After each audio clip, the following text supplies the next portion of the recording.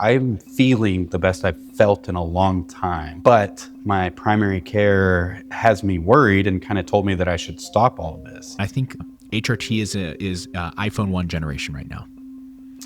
I like that, yeah. That doesn't imply you are, in fact, quote unquote, normal. It just implies that that number is normal.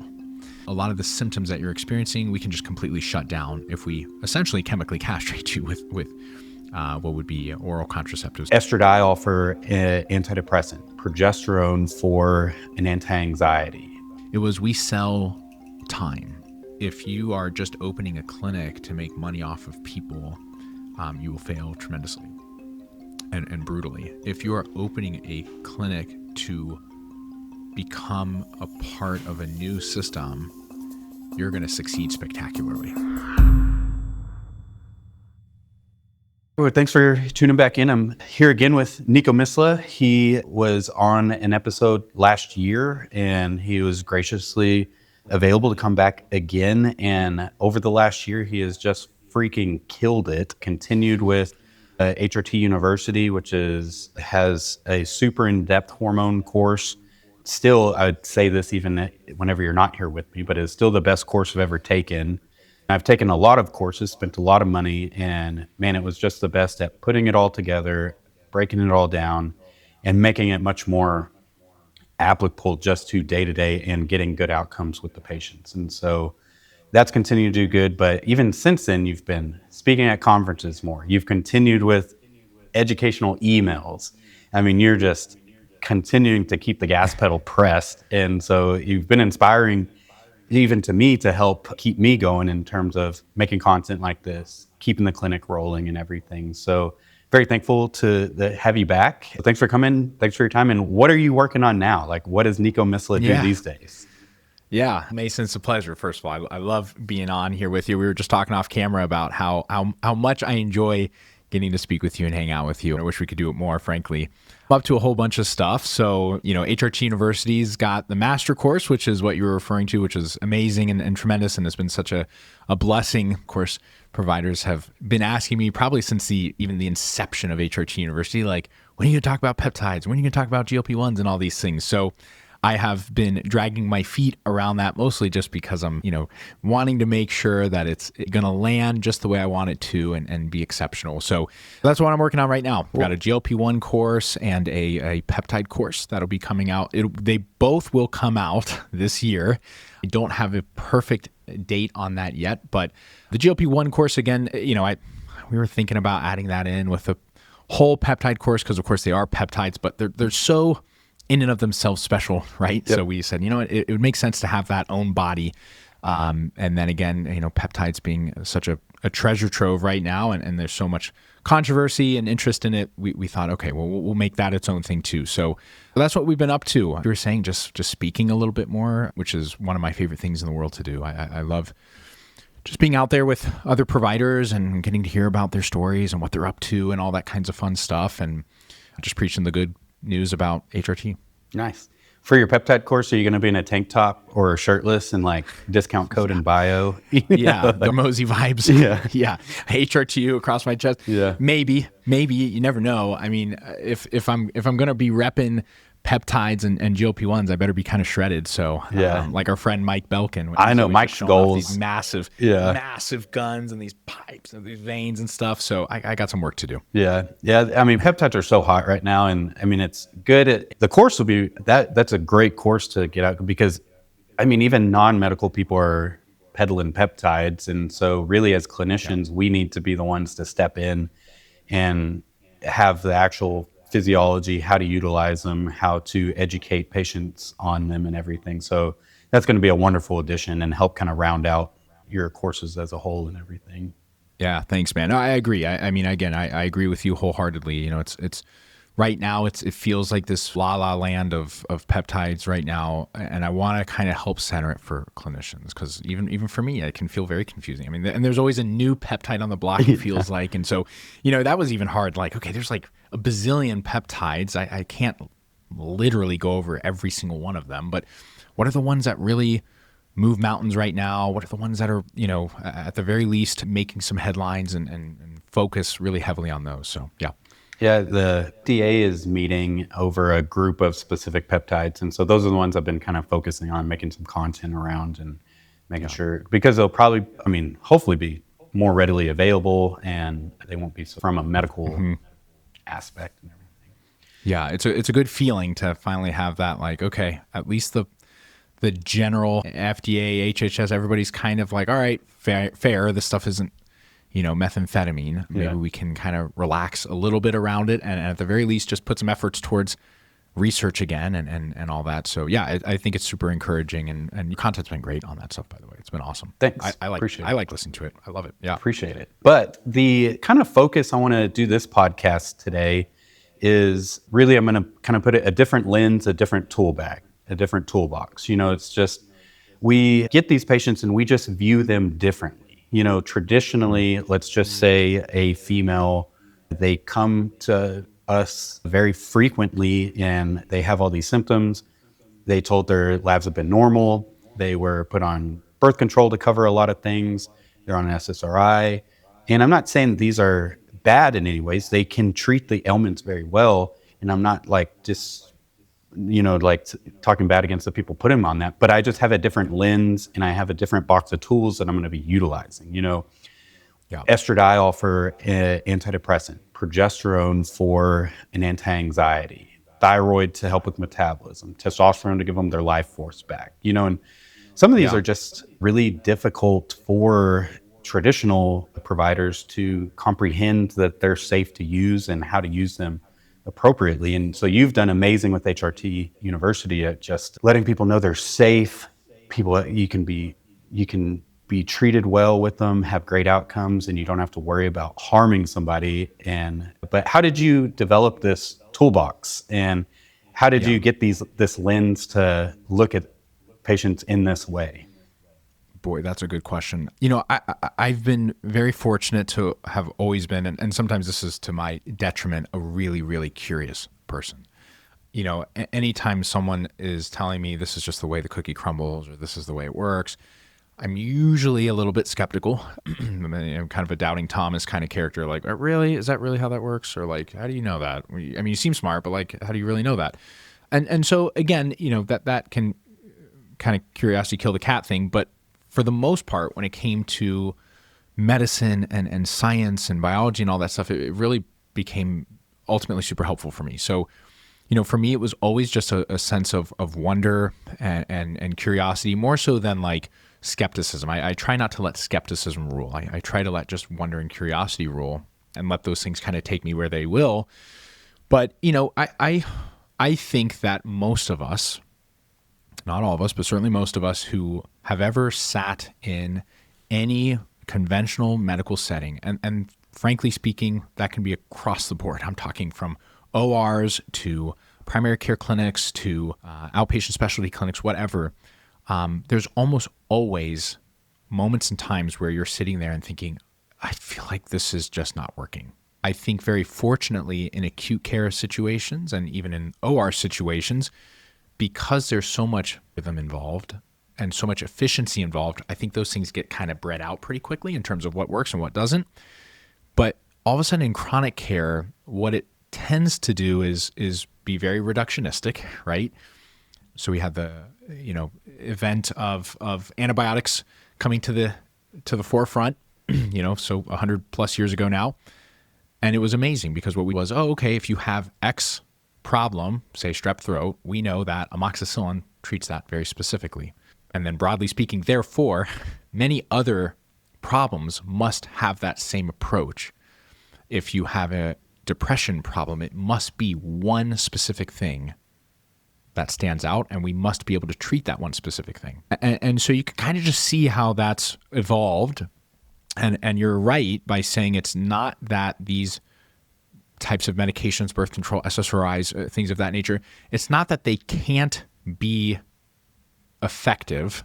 And so you and I have the same lens there where we're saying, look, we also don't want to put fault on providers who are prescribing those actively or even previously. I think we've all probably prescribed medications we since now regret prescribing. But number one, that's just what we were taught to do.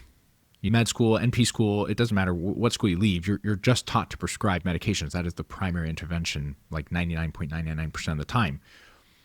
But when we start looking at, okay, when we're talking about effective or appropriate, I think that is almost the reframe. Because it's not to say that you're for example, you have high blood pressure, hypertension. Well, I know the pathways that lead to hypertension, right? And that could be a variety of pathways. That could be a volume issue in terms of, right, blood volume or serum. That could be a ACE problem. That could be an ARB problem. And we can follow all these different pathways and get to a medicine that treats specifically somewhere in that pathway. And it will result in lower blood pressure. The problem is we're reducing down to just that little pathway and that little, whatever it is, angiotensin or ACE or whatever, versus back a little bit further and kind of from a first principles approach saying, well, what in the world started this high blood pressure in the first place? And that is unfortunately where things get really wild because, well, it could be your diet, it could be stress, it could be, your lifestyle, it could certainly be a familial thing or whatever, anatomical problem. But when we start really focusing on, okay, well then at that point, what is the most effective, what is the most appropriate therapy? Then all of a sudden we start seeing how conventional medicine was kind of on the right track. So let's take a really good example, and I'll shut up here in a second. Let's take generalized anxiety disorder. If someone is anxious, what conventional medicine figured out was that, well, we understand that there are excitatory chemicals in our brain, like glutamate, for example, and we understand that there are calming mechanisms in our brain, say GABA. And if we could find something that could hit on the GABA receptors really, really intensely, that would probably resolve some of that excitatory stuff going on in the brain. And so we come up with benzodiazepines.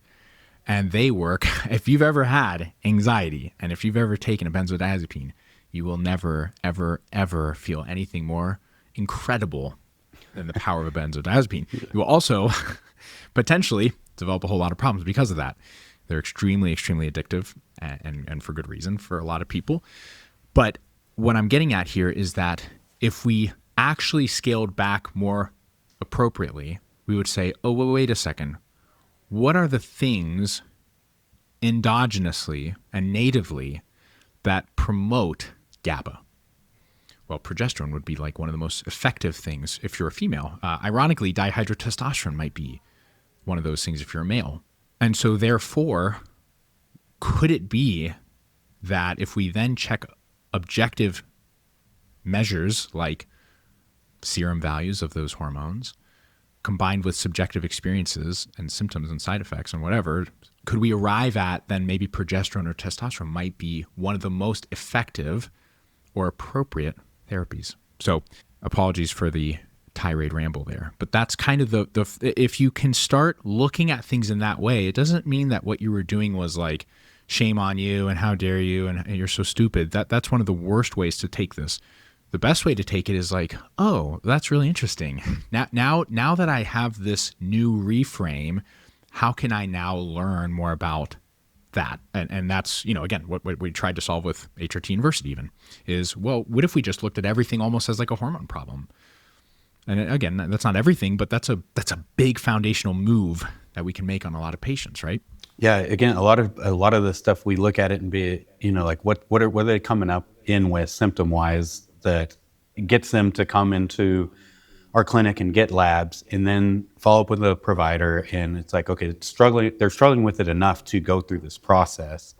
And, symptoms help guide a lot. And again, our little lens of things is like, okay, well, they're going to get better energy, focus, everything with testosterone. It's going to give them that life force back to, start falling forward instead of working with the park and brake on all day. Mm-hmm.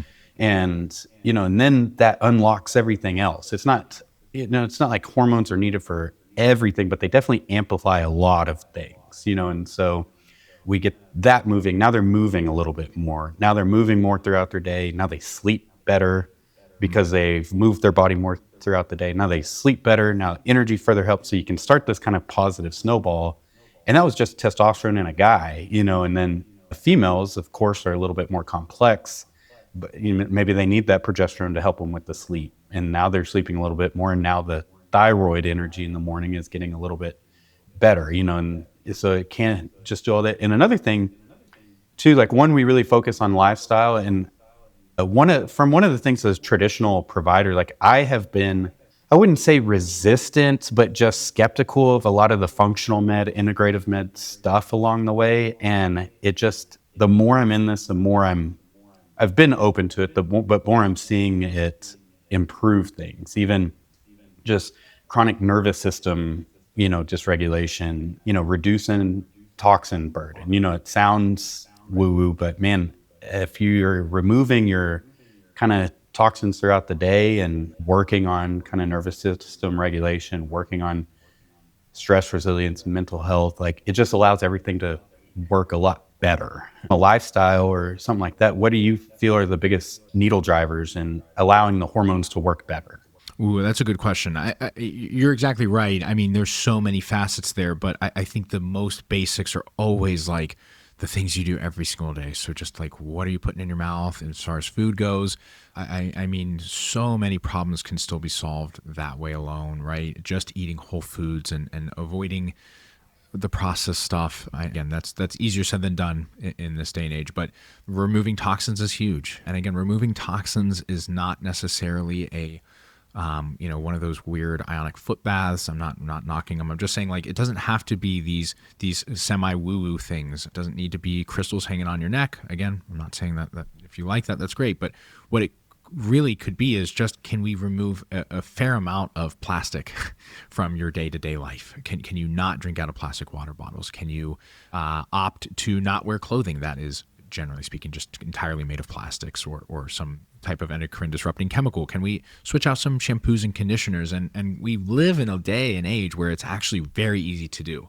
Companies are more than ever interested in providing cleaner products. They have some incentive to do that. I mean, I'm amazed. I go to Costco and I see items and I'm like, wow, like I couldn't imagine seeing this even just 5 years ago, 10 years ago, right? It would be unheard of to see like beef tallow on a shelf. Would be, I don't even know if I would have known what that was 10 years ago. So it's really cool to see the world kind of catching up in that way. And again, I think a lot of people assume they have to have all these expensive gadgets and cold plunges and saunas and stuff, and they're great. They're awesome if you can do it. But going for a daily walk, underrated, praying, meditating, like just little things like that.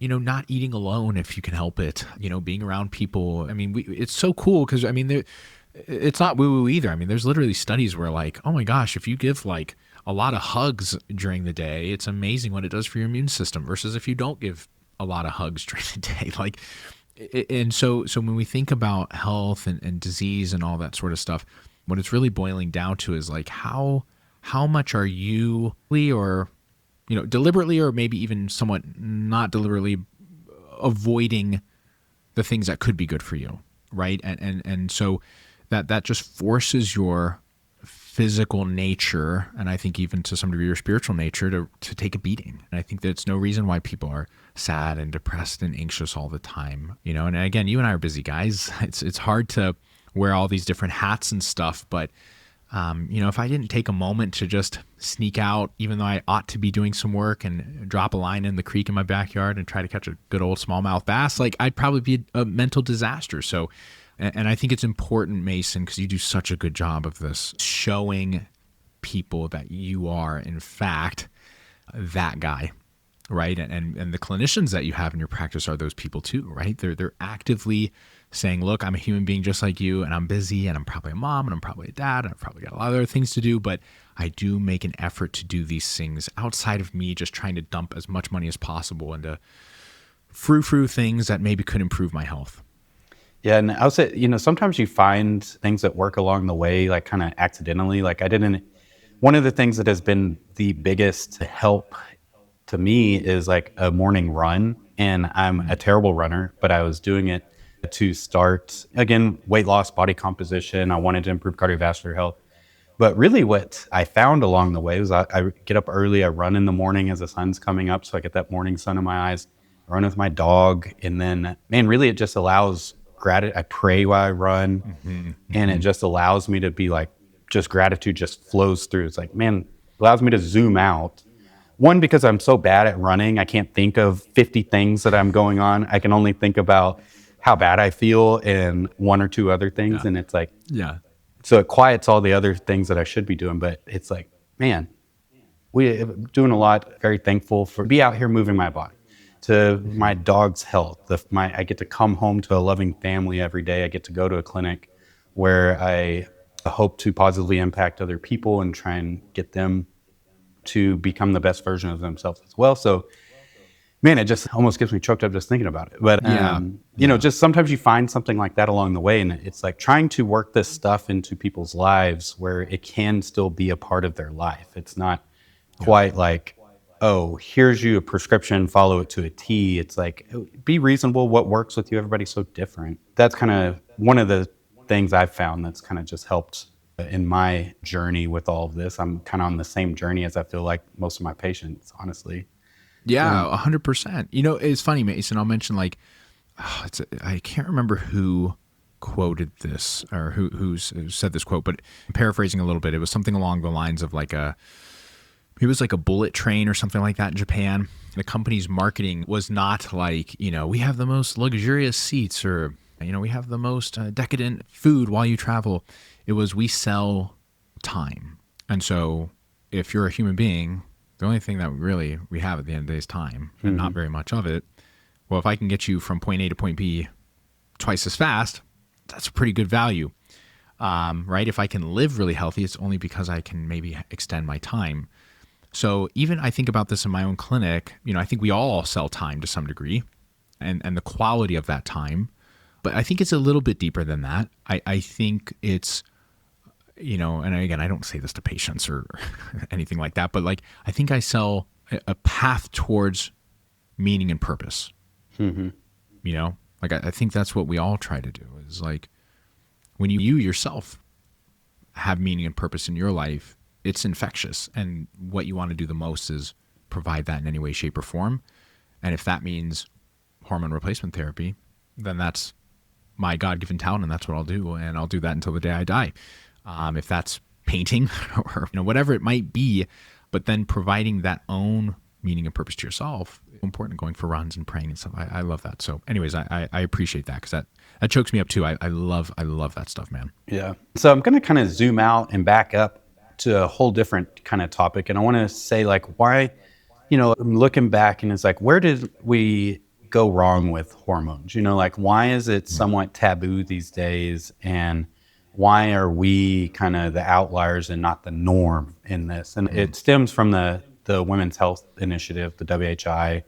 You know, they had the studies where it was CEE, conjugated equine estrogen, and medroxyprogesterone acetate showed negative outcomes in terms of breast cancer, venous thromboembolism, and worsened cardiovascular outcomes. But it's just done a disservice to millions of women.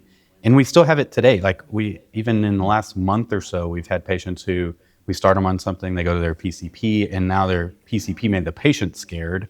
And the patients call us and they're like, hey, I'm feeling the best I've felt in a long time, but my primary care has me worried and kind of told me that I should stop all this, you know. And are you still getting this, or do you feel we're in a transition into more hormone acceptance these days? Yeah, you're spot on. I mean, I think to the end of that question, I think what I've noticed in my clinic especially is that the patients who are most resistant to HRT and are most susceptible to listening to, say, a primary care provider say, oh, you know, shame on you for taking that, are the younger patients. My clinic again, realistically speaking, my specific HRT clinic, I was doing some functional medicine more prior to that, but, you know, I expected it to be a bunch of 60-year-old men and women, maybe 50. It is chock full of 30-year-olds, 20-year-olds to some degree as well. they are not significantly predisposed to the whole WHI thing. Like, for example, if you ask a 20-year-old, like, do you know what the WHI is, or Women's Health Initiative? They would be like, you're speaking French to me, dude. Do you know that HRT is bad for you? They'd be like, what are you talking about? I'm on TikTok all day long. It's amazing for you. It's like the best, right? All the celebrities are on it. Everybody cool takes it. So it's such an interesting, like, whoa, that's a weird turn of events. And then their primary care providers tell them not to take it. And they're like, why would I ever listen to you? You seem miserable and unhappy and overweight, and you seem like you could use some HRT. So it's just hilarious to see the change in the generations, right?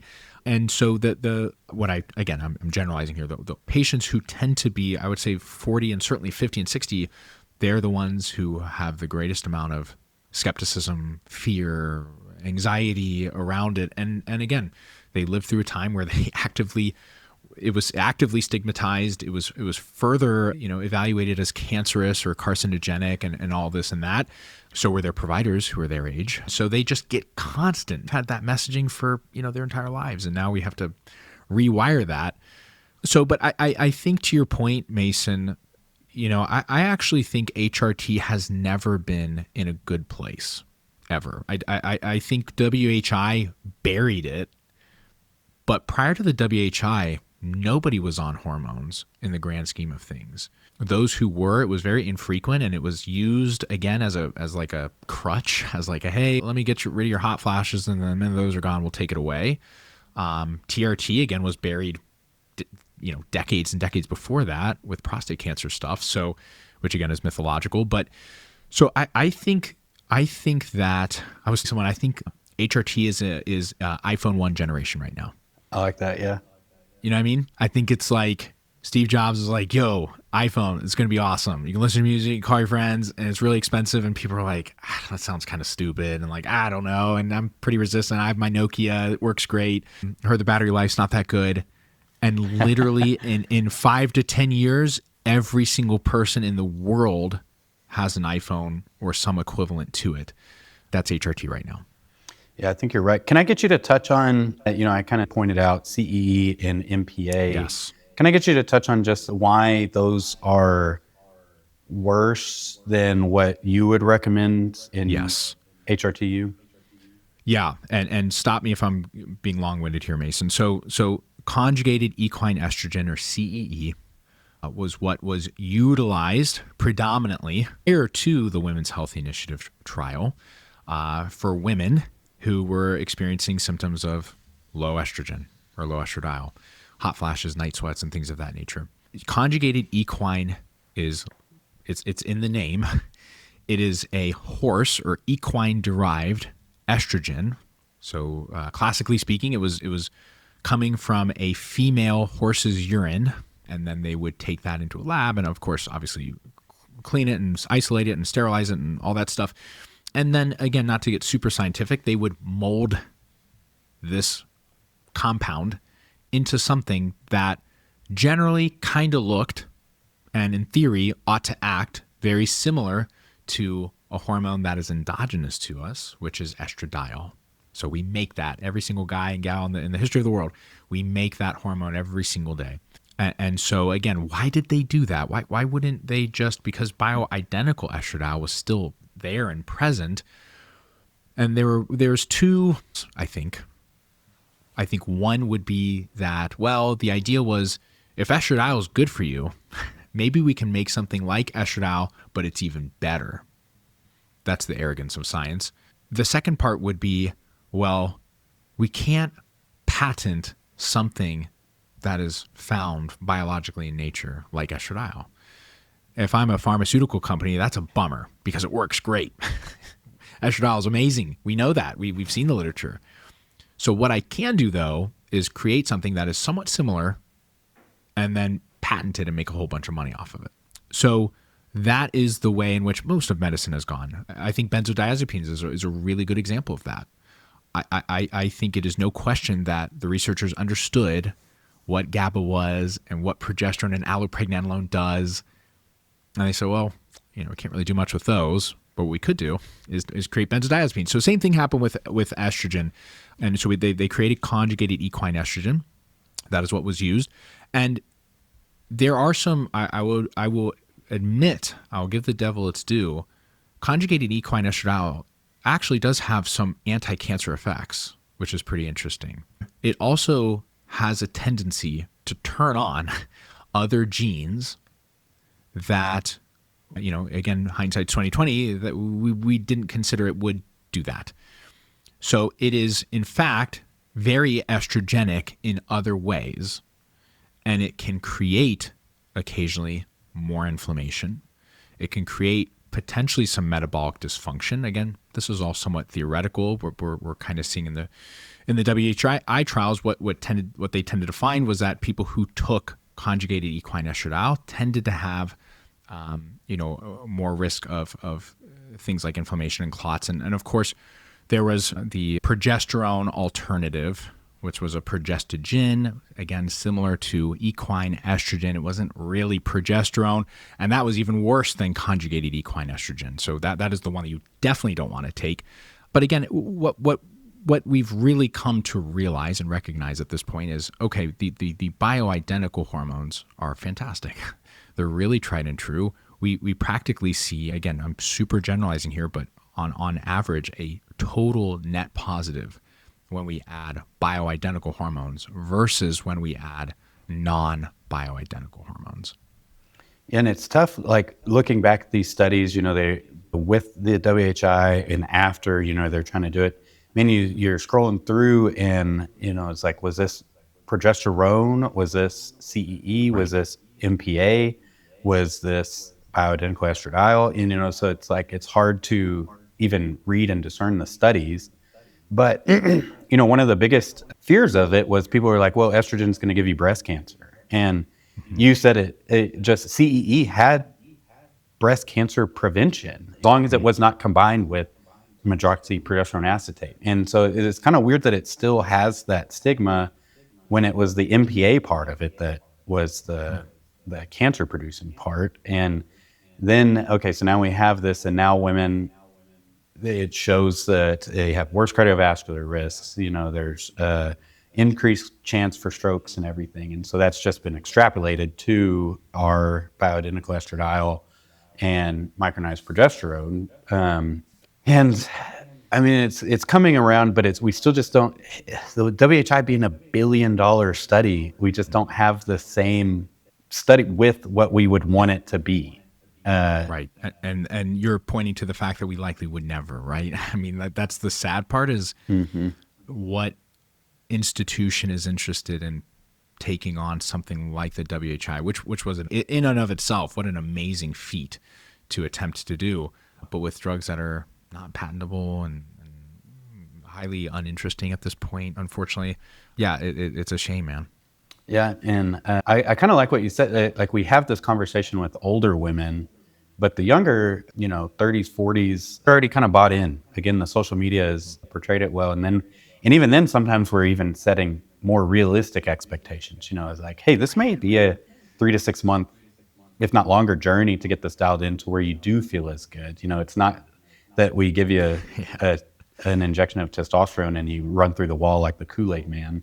And we're still also promoting lifestyle with it. We want these women to do some resistance training. And then some of them have to say, like, you're not going to grow traps. It's like, it's going to be beneficial. It's like, so we still have some of that. But kind of sticking with the synthetic forms of treatment with these gals, I kind of want to touch on PCOS, or even now it just got the new name PMOS. Can you touch on like the traditional treatment of this and how your lens of this is a different lens and how you're viewing it and how you're treating it?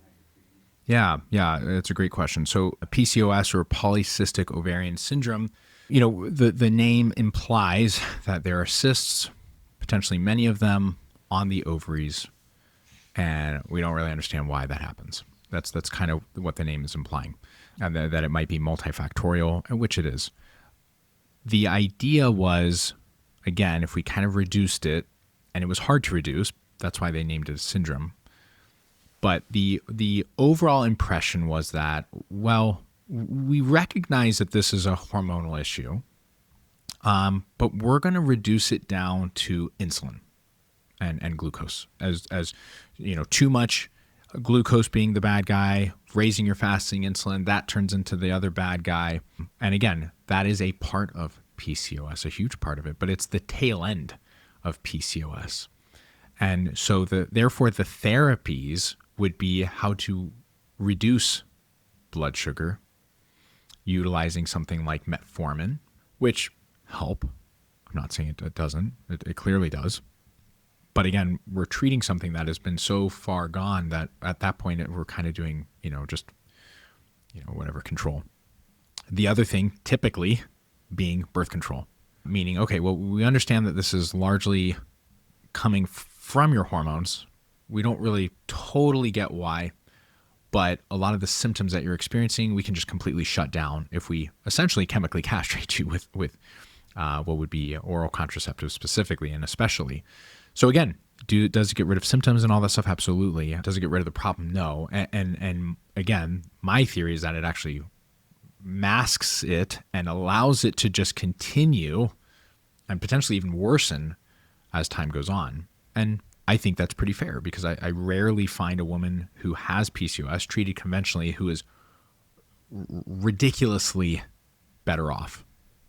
If you zoom out a little bit more and you recognize that PCOS is in fact issue, and this is where I find it so, there's a huge part of me, of course, that loves that we've renamed it to polyendocrine metabolic. I'm still used to the name. Right. Polyendocrine metabolic ovarian syndrome, I think is now the new title. So again, the name is implying, okay, so many hormone issues, endocrine, many hormone issues, also creating and or stemming from metabolic issues affecting the ovaries, and it's still a syndrome. So what they fortunately did was say, hey, okay, cysts, that's actually that's practically irrelevant. Like you don't have to have cysts to have PCOS. Okay, cool. So we all got over that because women were gaslighted to the ends of the earth over well, you have all the signs and symptoms of PCOS, but you have no cysts. Therefore, you're just overweight, you eat too much, you need to move more, which is really disappointing. The polyendocrine metabolic thing is spot on. But again, what I want to hear more of is, well, then how does that change the way in which we would treat PCOS? In my worldview, what I'm looking at is, okay, what I tend to find PCOS stemming from is absolutely multifactorial. And I think a lot of it stems from a variety of places. I think gut health is a huge one. I think thyroid dysfunction, which could be stemming from that gut health and or causing that gut health issue, is another. And then I think ultimately it all practically also boils down to progesterone and how effective or efficient it is. Progesterone and thyroid being really the two major players in what ultimately helps dictate especially a female's metabolic health. So what we tend to find is that with PCOS, I think what it's really stemming from is a lot of times stress and lifestyle. I think there's some adrenal function there as well. So I think there are some women who are kind of predisposed to, say, something called adrenal hyperplasia, which would be like, oh, your adrenal glands are a little bit more macho than your other counterparts, and it produces a little bit more cortisol and androgen and things like that. But ultimately, that's what's leading to dysregulated blood sugars. At that same time, you can have gut issues, which are causing an increase in something called lipopolysaccharides, which leak out. These are these nasty little byproducts from bacteria that leak out of your gut and literally end up in your peritoneal cavity, or the area where your uterus and ovaries are, and they more or less attack those very energy demanding organs. And it leads to inflammation. Inflammation leads to an estrogenic response. Estrogen is amazing when it comes to, if you're injured or wounded, it is one of the most beautiful things because it proliferates tissue tremendously, but it can lead to a lot of dire outcomes if that isn't well controlled, like endometriosis, types of fibroids and tissues and cancers even at the end of the day. So anyways, that's a long way of saying, when we're zooming back out, we can start saying, okay, if this is in fact polyendocrine and metabolic, what are things in which I know to be pro-metabolic? If we can increase and improve upon our energy input and output, so clean diet and lifestyle and all that stuff, but then utilize things like thyroid or progesterone, which are very, very pro-metabolic. They help your cells produce energy very efficiently. Then that also allows the body to naturally come back to a state of healing versus a state of kind of like flight or fight or inflammation. And that is where I've seen a lot of my patients, and I think a lot of providers who have gone through HRT University, they're recognizing like when we kind of view it through this framework, it's not that we can't their insulin or blood sugar that we shouldn't. I mean, we can still use metformin, even better, like a GLP-1. Oh yeah. Right. But on the flip side, we can also get this person back to a really good place and maybe even catch PCOS when they're in their late teens, 20s versus say when they're in their 30s and 40s.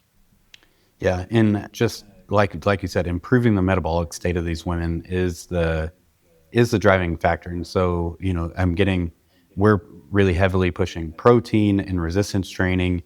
They have, a little bit more circulating androgens, so they get a good response from it. And if the more muscle we can build, the more, the hotter their engine can burn to help.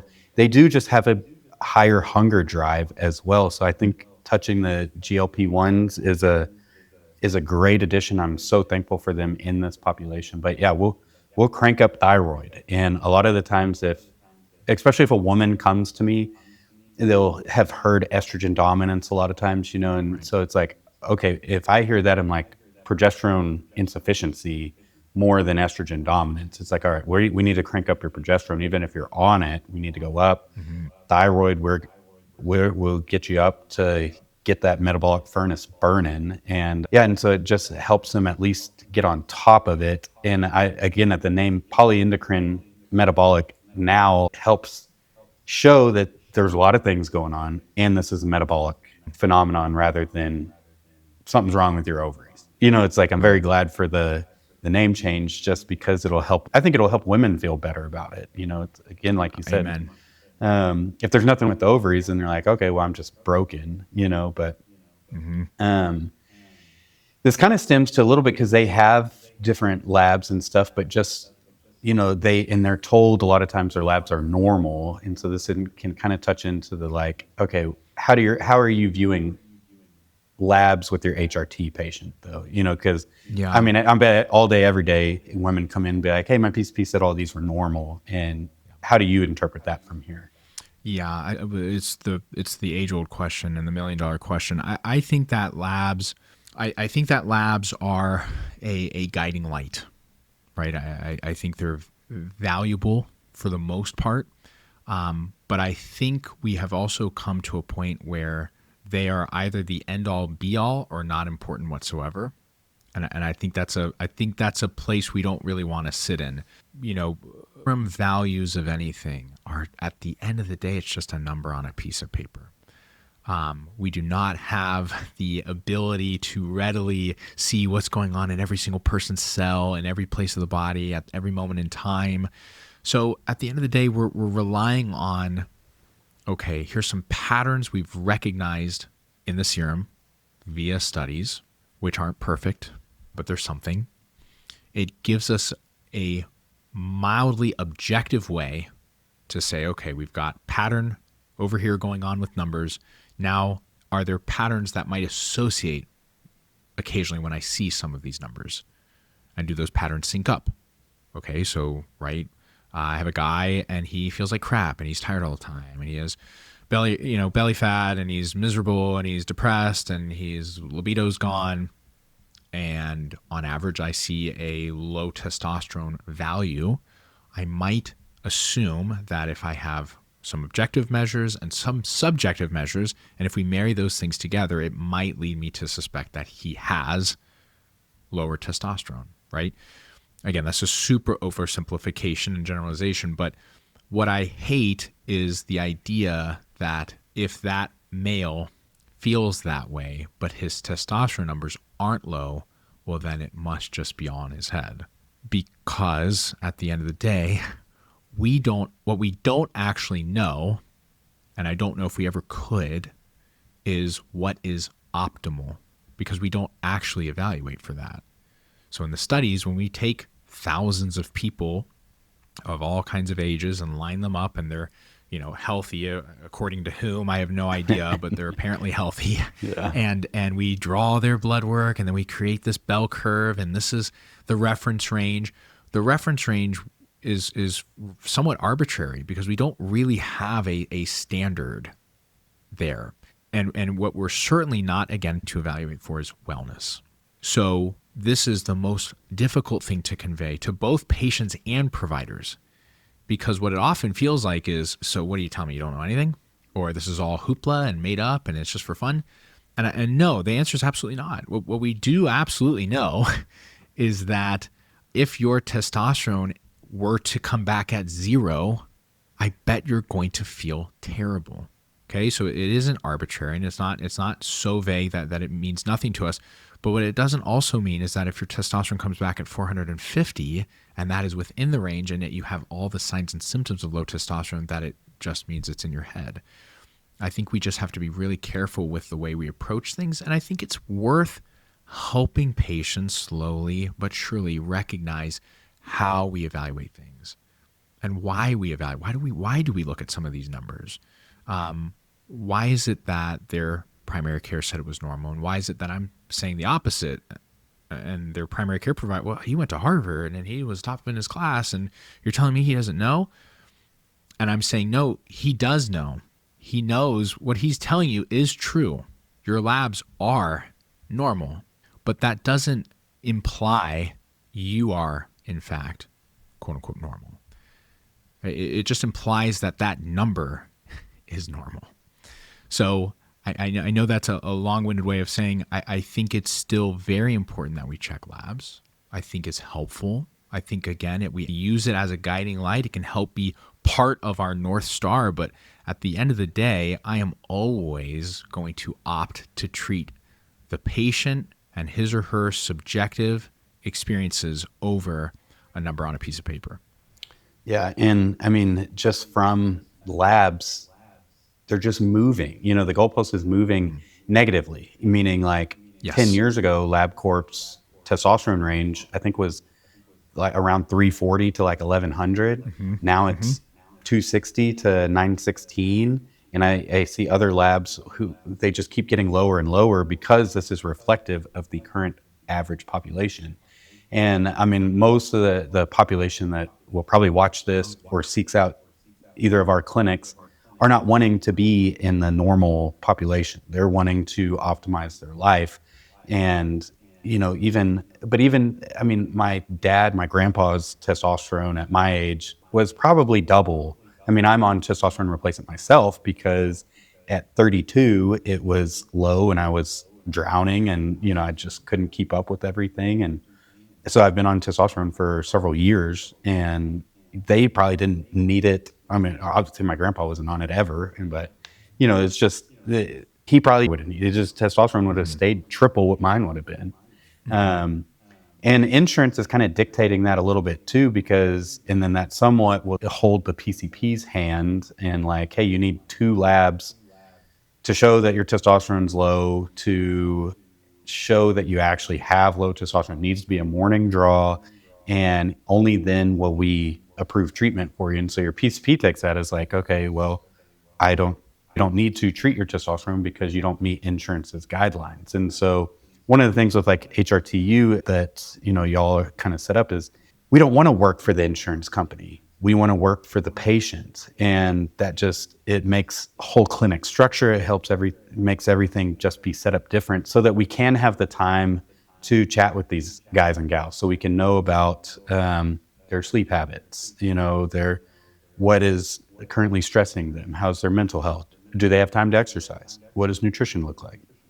And so HRTU kind of promotes the same way. And how do you view setting up for insurance or against insurance?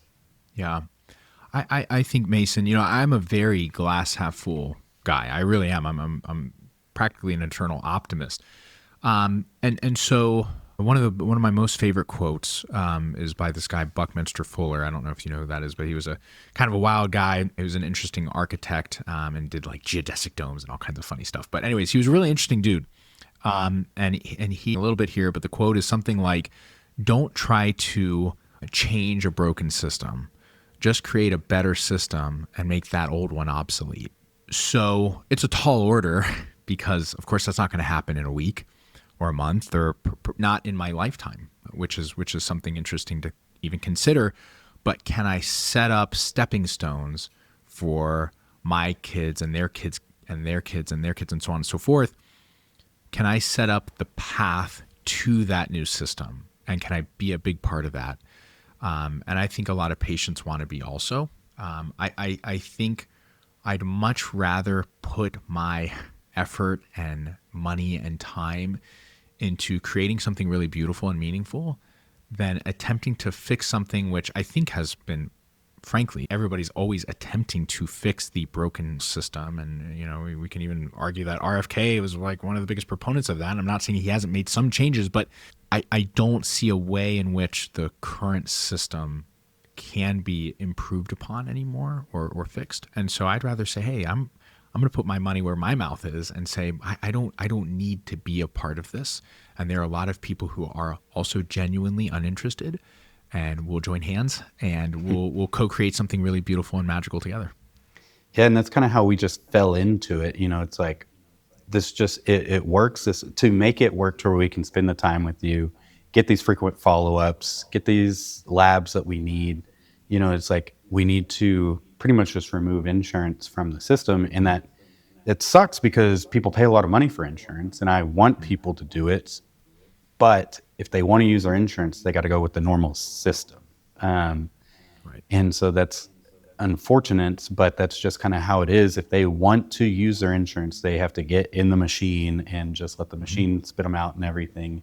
And, maybe it'll change, but right now the way, and I know this is how HRTU kind of gets you to set up your clinic too, is like, use the cash, but also deliver on your, give them the time, deliver on your results, and be reliable, responsible, and provide good outcomes. And so I hope that anyways, that's our goal, is just to try and make sure that their money still goes and they get the most out of it.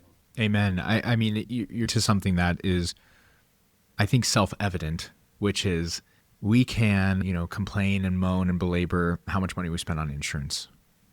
And we can wish that this stuff was whatever cheaper means. But when you really ask people, number one, are they satisfied with their care at an insurance type of facility or clinic? The answer is typically no. Are you healthier than you were when you first started there? The answer is typically no. Do you feel like you're getting your money's worth out of it? The answer is typically no. Do you, in general, like cheap stuff? The answer is always no. Okay, then I don't know what we're talking about, because it sounds like you're going to love what we've got going on over here, because I don't like any of those things either. And in fact, wouldn't you rather work with someone who is actively competing to make sure that your time and money is spent here, right? If I'm working with somebody, you better believe if I'm spending a bunch of money, I better see some results. I better see some damn good results. And that is where I think you're right, Mason. I think that's where the rubber hits the road. You are just opening a clinic to make money off of people. You will fail tremendously and brutally. If you are opening a clinic to become a part of a new system, you're going to succeed spectacularly. Awesome. Well, we're nearing in on an hour, and for the most part, we kind of just scratched the surface on a lot of this. You go into incredible depth on all of the topics we touched today in the master course that you have. So can you how can people reach out to you or discuss that, talk about the course, and what else do you have planned for 2026? Yeah, thanks, man. And thank you for the time. HRTuniversity.com is probably the best way you can see everything under the hood. So we've got our HRT University Master Course, which is really the A to Z of how to provide hormone replacement therapy to men and women. It is the most comprehensive approach that I've ever seen, and I created it that way because that's what I wanted. And we have that now jointly accredited. So we've got 30 continuing education hours behind that. So if you're an MD, a DO, an NP, a PA, you can absolutely get all 30 of those hours for yourself. We have a beautiful, thriving internal membership and community, where we are also recognizing that, look, taking the course is amazing, but you're going to continue having questions and you're going to continue wanting to build and grow in this new system. And believe it or not, there's a million other people who want to do that too. And they're the best of people, like Mason. They're just sweet and kind and thoughtful and very high integrity and all that. So that's been a total blessing. So if you purchase the course, you can be a part of that community. We have a podcast, HRT University podcast, which is on YouTube and Spotify and Apple Podcasts. So especially geared towards clinicians, but I think a lot of patients enjoy it as well. We have conferences once a year right now. The one we have this year is sold out in September, but we'll have another one next year. So if any providers are interested, that's always a good time. And also you can get education hours that way. The rest of 2026, again, is going to be really focused on getting a couple really solid courses out. Like we talked about, the peptide and GLP-1 course. We've got some business stuff brewing. So, we recognize, we try to help there. And again, I said, I'm going to make this education focused, and it is. But we also recognize there are so many people who, like you and I, we want to continue growing in business, and none of us were taught anything about business, let alone hormones. So, we get beautiful minds like hopefully yourself and myself and other people. So we're also collaborating there. We're saying, hey, this is what works. This is what hasn't worked. And it's not just, necessarily the Nico Misleh show in any way, which is great. It's a really collaborative effort. So we've got all of those things kind of brewing right now. And again, I'm blessed beyond measure, and I love every minute of it. And it's always such a pleasure to be able to speak with you, dude. Awesome, man. I very much appreciate your time. Thanks for coming on. Had a lot of good combos, and I'm sure we'll be talking soon. Absolutely, man. All right, we'll talk later.